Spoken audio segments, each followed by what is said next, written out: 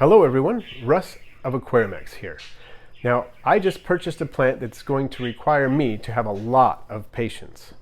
You know, a lot of aquarists like to create plant carpets. They're really beautiful, they're a stunning addition to an aquascape, but there are various plants you can use. Some of them grow quickly, some of them require a lot of CO2 and very high light, some of them require a lot of maintenance. I wanted to try one that requires very low maintenance. The only catch is it grows very, very slowly.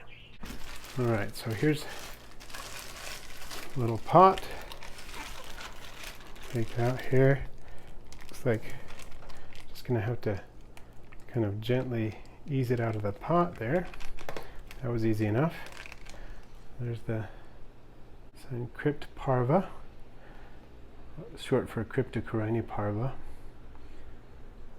And I'm really excited about this plant because I love the idea of a carpet plant. I've done carpet plants before, like Dwarf Sag or Sagittaria subulata, and it's great, but the fact that this one is so low maintenance, so easy to care for, is what I'm really excited about. So now I just need to kind of work the rock wool off of the little corms here, find the ones that are doing well. When I talked to the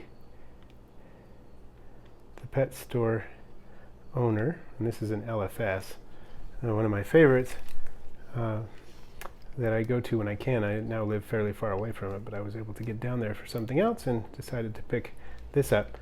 She mentioned that the dieback, or the crypt melt, the dreaded crypt melt, where the Cryptocoryne plant will kind of dissolve, the leaves will dissolve over a period of a fairly short time, thus the name, has already happened once the immersed growth, or the growth that occurs on land, has already died back, and whatever growth is on here occurred in the aquarium at the shop. So some of the adaptation process has already occurred, which is a benefit to me.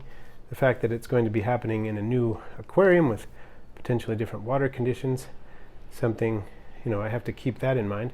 So I might experience some crypt melt in my tank as well.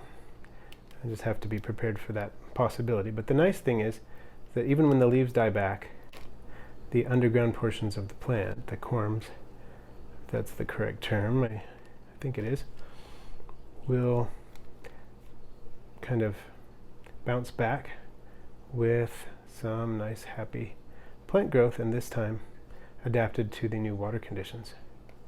So it'll be nice and healthy. So again, this plant right now really doesn't look all that great, but I'm hopeful that I'll get it to look nice with a bit of time. I've really only kept a couple of different crypts before, all of them varieties of the wendtii, or however you want to say that, Cryptocoryne wendtii or wendtii, or I've heard various pronunciations of it, but they've always done pretty well for me. I never even had any melt, and they send up new growth all over the tank. So hopefully these will do something similar. The great thing about these, as I mentioned, is that these can be a great carpet plant. They don't get very tall in aquariums. So now it's time to plant these.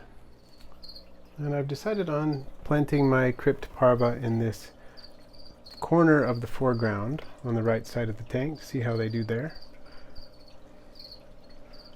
See if I can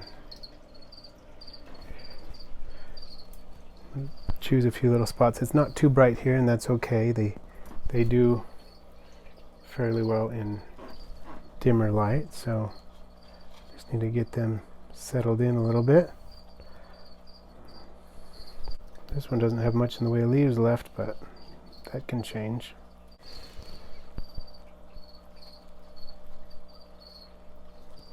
I don't know what it is about carpet plants, but there's just something appealing about the lawn-like effect. Is that what it is? that I think a lot of people find them appealing, and there are so many options that are high tech, high light, high maintenance, that I'm just kind of excited to find one that's none of those. It's supposedly quite simple. You just have to have a lot of patience with this particular plant.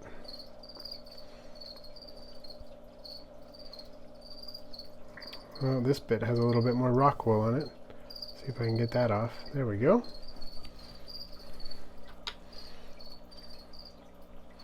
There's a nice robust chunk of it right there. It's doing pretty well.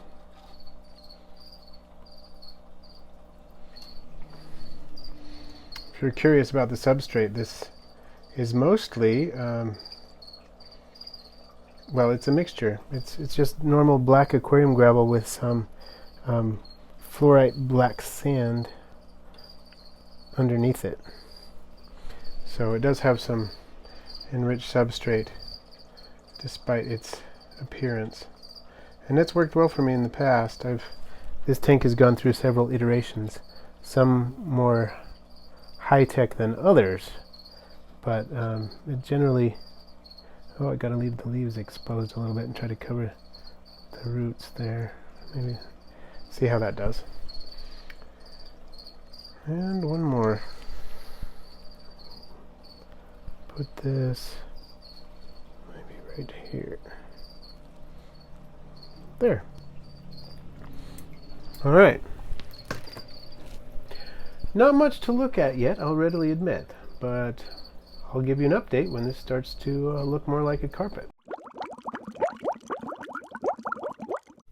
Thanks for watching. I post videos every Friday, all related to keeping aquarium and vivarium pets. You're most welcome to leave a comment and a like, and for those of you who are waiting for an animal voiceover at the end, subscribe.